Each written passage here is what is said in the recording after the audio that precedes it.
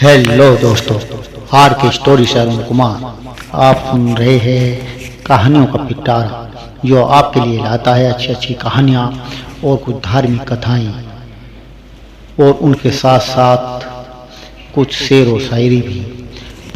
तो विश्वेश्वर संहिता में आपने भाग अध्याय 1 सुना। अब आप सुनिए अध्याय 2। इस अध्याय 2 में शिव पुराण का परिचय और महिमा है। शिव पुराण सुनने से हमें क्या पुण्य प्राप्त होते हैं और उसकी महिमा क्या है। सूत जी कहते हैं, साधु महात्माओं, आपने बहुत अच्छी बात पूछी है। यह प्रश्न तीनों लोकों का हित करने वाला है। आप लोगों के स्नेहपूर्ण आग्रह पर गुरुदेव व्यास का स्मरण लोकों का हित करने वाला है। गुरुदेव व्यास का स्मरण कर मैं समस्त पाप राशियों से उद्धार करने वाले शिव पुराण की अमृत कथा का वर्णन करता हूँ। ये वेदांत का सर्वस्व है। यदि परलोक में परमार्थ को देने वाला तथा दुष्टों का विनाश करने वाला, इसमें भगवान शिव के उत्तम यश का वर्णन है। धर्म, अर्थ, काम और मोक्ष आदि पुरुषार्थों को देने वाला पुराण अपने प्रभाव की दृष्टि से वृद्धि तथा विस्तार को प्राप्त हो रहा है। शिव पुराण के अध्ययन से कलियुग के सभी पापों में लिप्त जीव उत्तम गति को प्राप्त होंगे। इसके उदय से ही कलियुग का उत्पान शांत हो जाएगा। शिव पुराण का वे तुल्य माना जाएगा। इसका प्रवचन सर्वप्रथम भगवान शिव ने ही किया था। इस पुराण के 12 खंड या भेद है। ये 12 संहिताएं हैं, जिसमें नंबर 1 विदेश्वर संहिता, जिसका अध्ययन आप कर रहे हैं। नंबर 2 रुद्र संहिता, नंबर 3 विनायक संहिता, नंबर 4 उमा संहिता, नंबर 5 सशस्त्र कोटि रुद्र संहिता, नंबर 6 एकादश रुद्र संहिता, नंबर 7 कैलाश संहिता, नंबर 8 सतरुद्र संहिता, नंबर 9 कोटि रुद्र संहिता, नंबर 10 मात्र संहिता, नंबर 11 वायव्य संहिता तथा 12 नंबर धर्म संहिता है। ये 12 संहिताएं शिव पुराण का परिचय और महिमा है। विश्वेश्वर संहिता में 10,000 श्लोक है। रुद्र संहिता, विनायक संहिता, उमा संहिता और मातृ संहिता प्रत्येक में 8-8 हजार श्लोक है। एकादश रुद्र संहिता में 13,000, कैलाश संहिता में 6,000, सतरुद्र संहिता में 3,000, कोटि रुद्र संहिता में 9,000, सशस्त्र कोटि रुद्र संहिता में 11,000, वायव्य संहिता में 4,000 तथा धर्म संहिता में 12,000 श्लोक है। मूल शिव पुराण में कुल 1,00,000 श्लोक है, परंतु व्यास जी ने इसे 24,000 श्लोकों से संक्षिप्त कर दिया है। पुराणों की क्रम संख्या में शिव पुराण का चौथा स्थान है, जिसमें 7 संहिताएं हैं। पूर्व काल में भगवान शिव शंभु भोलेनाथ ने 100 करोड़ श्लोकों का पुराण ग्रंथित किया था। इस सृष्टि के आरंभ में निर्माण यह पुराण संहिता अधिक विस्तृत था। द्वापर युग में द्वैपायन आदि महर्षियों ने पुराण को 18 भागों में विभाजित कर 4,00,000 श्लोक में इसको संक्षिप्त कर दिया था।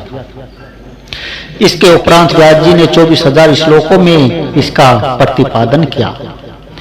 यह वेद तुल्य पुराण विदेश्वर रुद्र संहिता, सतरुद्र संहिता, कोटि रुद्र संहिता, उमा संहिता, कैलाश संहिता और वायव्य संहिता नामक 7 संहिताएं में विभाजित है। यह 7 संहिताओं वाला शिव पुराण वेद के समान प्रमाणित तथा उत्तम गति प्रदान करने वाला है। इस निर्मल शिव पुराण की रचना भगवान शिव द्वारा की गई है तथा इसको संक्षेप में संकलित करने का श्रेय व्यास जी को जाता है। शिव पुराण सभी जीवों का कल्याण करे सभी जीवों का कल्याण करने वाला, सभी पापों का नाश करने वाला, यही सत्पुरुषों को कल्याण प्रदान करने वाला है।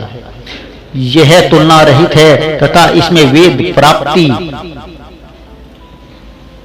प्रतिपादित अद्वैत ज्ञान तथा निष्कपट धर्म का प्रतिपादन है। शिव पुराण श्रेष्ठ मंत्र समूहों का संकलन है तथा यही सभी के लिए शिव धाम को प्राप्ति का साधन है। समस्त पुराणों में सर्वश्रेष्ठ शिव पुराण ईर्ष्या रहित अंत कारण करने वाले विद्वानों के लिए जानने की वस्तु है। इसमें परमात्मा का गान किया गया है। इस अमृतमयी शिव पुराण को आदर से पढ़ने और सुनने वाला मनुष्य भगवान शिव का प्रिय होकर परम गति को प्राप्त कर लेता है। इस अध्याय भाग 2 में आपने शिव पुराण के नियमों को और उसे प्राप्त होने वाले फल को जाना है।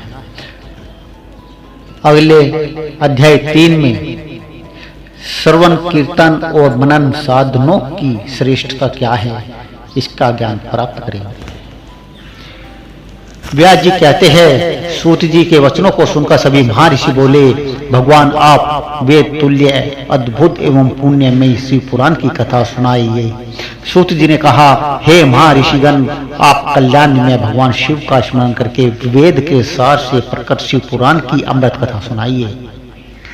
शिव पुराण में भक्ति, ज्ञान और वैराग्य का गान किया गया है। जब सृष्टि आरंभ हुई तो 6 कुलों के महर्षि आपस में वाद विवाद करने लगे थे कि अमुक वस्तु उत्कृष्ट है, अमुक नहीं। जब इस विवाद ने बड़ा रूप धारण कर लिया तो सभी अपनी शंका के समाधान के लिए सृष्टि की रचना करने वाले अविनाशी ब्रह्मा जी के पास गए। उनके पास जाकर हाथ जोड़कर कहने लगे, हे प्रभु, आप संपूर्ण जगत को धारण कर उनका पालन पोषण करने वाले हैं। प्रभु, हम जानना चाहते हैं कि संपूर्ण तत्वों से परे परात्पर पुराण पुरुष कौन है। ब्रह्मा जी ने कहा, ब्रह्मा, विष्णु, रुद्र और इंद्र आदि से युक्त संपूर्ण जगत समस्त भूतों एवं इंद्रियों के साथ पहले प्रकट हुआ है। वे देव महादेव की सर्वज्ञ और संपूर्ण हैं। भक्ति से ही इनका साक्षात्कार किया जाता है। दूसरे किसी उपाय से इनका दर्शन नहीं होता। भगवान शिव में अटूट भक्ति मनुष्य को संसार बंधन से मुक्ति दिलाती है। फिर ब्रह्मा जी बोले, भक्ति से उन्हें देवता का कृपा प्रसाद प्राप्त होता है। जैसे अंकुर से बीज और बीज से अंकुर पैदा होता है, भगवान शंकर का कृपा प्रसाद प्राप्त करने के लिए आप सब महर्षि धरती पर सहस्त्रों वर्षों तक चलने वाले विशाल यज्ञ करो। यज्ञपति भगवान शिव की कृपा से ही विद्या के सार तत्व साध्य साधन का ज्ञान प्राप्त होता है। शिव पद की प्राप्ति साध्य और उनकी सेवा की साधन है तथा जो मनुष्य बिना किसी फल की कामना किए उनकी भक्ति में डूबे रहते हैं, वही साधक है। कर्म के अनुष्ठान से प्राप्त फल को भगवान शिव के श्री चरणों में समर्पित करना ही परमेश्वर की प्राप्ति का उपाय है तथा यही मोक्ष प्राप्ति का एकमात्र साधन है। साक्षात्कार श्री महेश्वर ने ही भक्ति के साधन का प्रतिपादन किया है। कान से भगवान के नाम का गुण और लीलाओं का श्रवण, वाणी द्वारा उनका कीर्तन तथा मन में उनका मनन शिव पद की प्राप्ति के महान साधन है तथा इन साधनों से ही संपूर्ण मनोरथों की सिद्धि होती है। जिस वस्तु को हम प्रत्यक्ष अपनी आंखों के सामने देख सकते हैं उनकी तरफ आकर्षण स्वाभाविक है, परंतु जिस वस्तु को प्रत्यक्ष रूप से नहीं देखा जा सकता उसे केवल सुनकर और समझकर ही उसकी प्राप्ति के लिए प्रयत्न किया जाता है। अतः श्रवण पहला साधन है। श्रवण द्वारा ही गुरुमुख से तत्व को सुनकर श्रेष्ठ बुद्धि वाला विद्वान अन्य साधन कीर्तन और मनन की शक्ति व सिद्धि प्राप्त करने का यत्न करता है। मनन के बाद ही साधन की साधना करते रहने से धीरे धीरे भगवान शिव का संयोग प्राप्त होता है और लौकिक आनंद की प्राप्ति होती है।